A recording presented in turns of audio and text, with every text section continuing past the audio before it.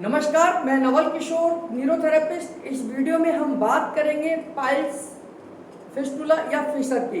ये तीनों ही एक ही कैटेगरी की बीमारियां हैं, यानी कि एक ही परिवार की तीन अलग अलग बीमारियां हैं, जिसका मूल कारण है शरीर के अंदर एसिड की मात्रा का बढ़ना।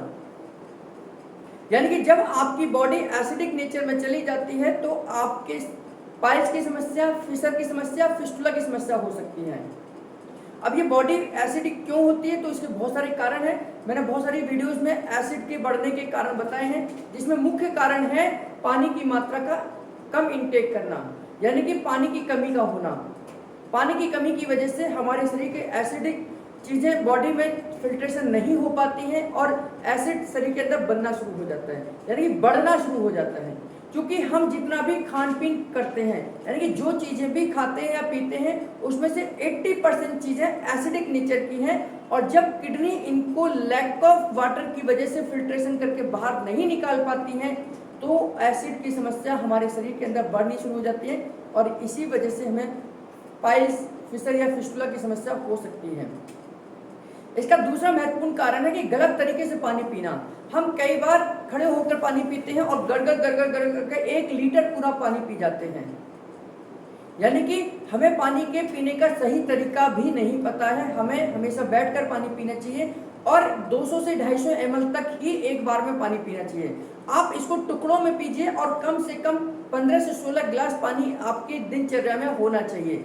अगर सर्दी का मौसम है तो 9 से 10 गिलास पानी होना चाहिए। अगर गर्मी है, मई जून की गर्मी चल रही है, तो 15 से 16 गिलास पानी आपने पीना ही चाहिए।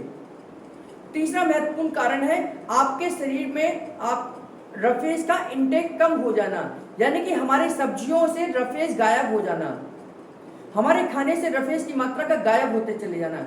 जिसमें हम जो भी फल और सब्जियां खाते हैं उनको छील कर खाते हैं, जिससे कि रेशा और रफेज खत्म हो जाता है।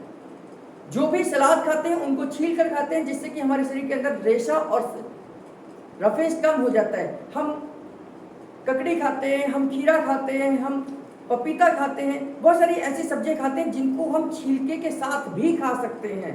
जैसे हम सेब है, हम छिलके के साथ खा सकते हैं लेकिन उसे भी छील कर खाते हैं। हम चीकू है, जिसको छिलके के साथ खा सकते हैं लेकिन उसे भी छील कर खाते हैं। हम आलू को बिना छीले भी खा सकते हैं लेकिन उसको भी छील कर खाते हैं। हमारे आटे में से चोखर गायब होता चले जा रहा है और चोखर रेशा है जो कि आपके शरीर के लिए बहुत महत्वपूर्ण है। इस रेशे की कमी से, इस चोखर की कमी से आपको कॉन्स्टिपेशन हो जाता है। तो कॉन्स्टिपेशन पाइल्स या अंदर या फिशर या फिस्टुला की सबसे बड़ा महत्वपूर्ण कारण है। जो लोग पूरे दिन भर बैठे रहते हैं, जिन लोगों की लॉन्ग सिटिंग है, जिन लोगों की जॉब ही बैठने की है, तो ये भी एक बहुत बड़ा कारण है कि आपके शरीर के अंदर फिशर या फिस्टुला या पाइल्स का डेवलप होना। आप लंबे समय तक 40 मिनट से ज़्यादा एक बार में एक पोजीशन पर नहीं बैठिए। आप 40 से 45 मिनट के बाद में आप 5-7 मिनट का 2 मिनट का गैप लीजिए और थोड़ा सा घूम लीजिए, फिर आप बैठिए। जिनके घरों में रात को 11 बजे से 12 बजे के बीच में भी कुकर की सीटों की आवाज आती है, वो निश्चित तौर पर फिशर, फिस्टुला और पाइल्स की समस्या से ग्रसित हो सकते हैं। यानी कि जो लोग रात को 11 बजे और 12 बजे खाना खाते हैं वो निश्चित तौर पर पेट की समस्याओं का शिकार होंगे। और जो लोग रात के खाने में, यानी कि डिनर में कढ़ी, राजमा, छोले, चावल, उड़द की दाल का इस्तेमाल ज़्यादा करते हैं, यानी कि बादी की चीज़ें, हैवी फूड, हैवी प्रोटीन्स का इंटेक ज़्यादा करते हैं, उनको भी पाइल्स की समस्या हो सकती है।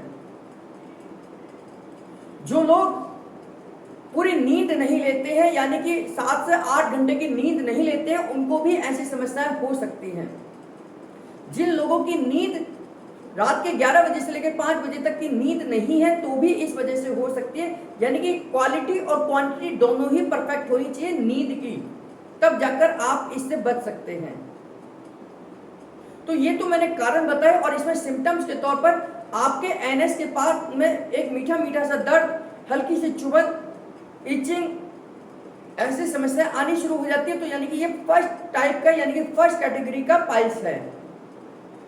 जब आपको मीठा मीठा सा दर्द, हल्की सी चुभन, हल्की सी इचिंग, खुजली वगैरह यहाँ होने लग जाती है एनएस के पार्ट में, तो आप समझ जाइए कि आप इसके शिकार हो रहे हैं।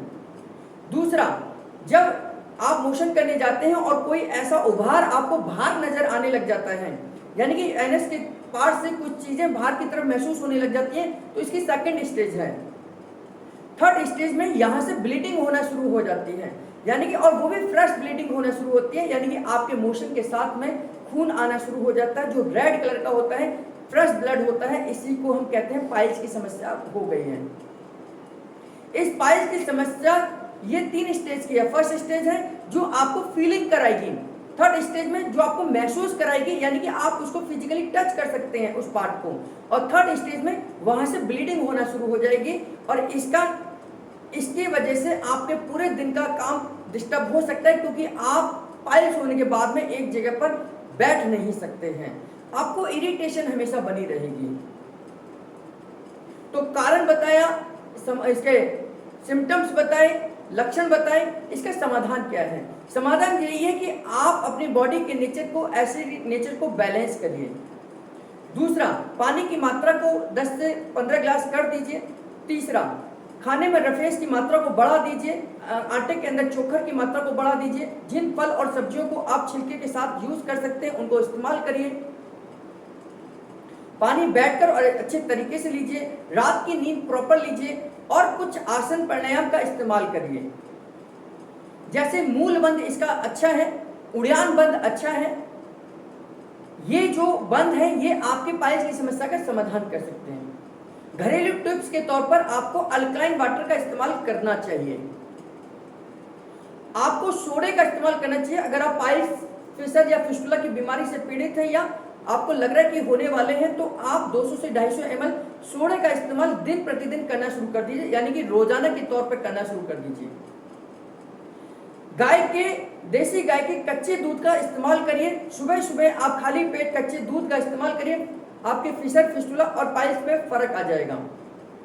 रात को 4 अंजीर या 2 अंजीर भिगो के रख दीजिए। सुबह जब वो भीग जाए और सुबह जब वो उठे तो उस अंजीर को खा लीजिए। फिस्टुला, फिशर और पाइल्स के लिए बहुत अच्छा इलाज है। मोशन में जोर मत लगाइए, कॉन्स्टिपेशन मत होने दीजिए। डेली कुछ ना कुछ ऐसी एक्टिविटीज करिए, खाने का बहुत नियंत्रण करिए, रफेज वाली चीजें खाइए, मौसम के अनुसार और फल और सब्जियों का ही इस्तेमाल करिए, तो आप भी इस फिशर, फिस्टुला और पाइल्स से बच सकते हैं। न्यूरोथेरेपी इस एसिड और अल्कलाइन को बैलेंस करना जानती है, शरीर के अंदर पेरिस्टाल्टिक मूवमेंट को नॉर्मल कर सकती है और आपके फिशर, फिस्टुला जैसी बीमारियों का इलाज कर सकती है। न्यूरोथेरेपी में फिशर, फिस्टुला या पाइल्स की समस्याओं के लिए जड़ से इलाज है, क्योंकि न्यूरोथेरेपी एसिड और अल्कलाइन को बैलेंस करना जानती है, और 99% पाइल्स, फिशर और फिस्टुला का कारण है बॉडी में एसिड की मात्रा का बढ़ना। तो उम्मीद करता हूँ इस वीडियो में दी गई जानकारी आपको अच्छी लगी हो। आप उनको फॉलो करिए और वीडियो में जो जानकारी है वो लोगों तक शेयर करिए, ताकि वो अधिक से अधिक लोग इस वीडियो का लाभ उठा सकें। आप हमारे चैनल पर नए हैं तो चैनल को सब्सक्राइब जरूर करें और बेल बटन जरूर दबाएं, ताकि आपके पास हमारी वीडियोस का सबसे पहले नोटिफिकेशन पहुंचे और आप हमारी इन वीडियोस का लाभ उठा सकें। हमारे साथ जुड़े रहने के लिए, हमारे साथ बने रहने के लिए आपका बहुत बहुत धन्यवाद।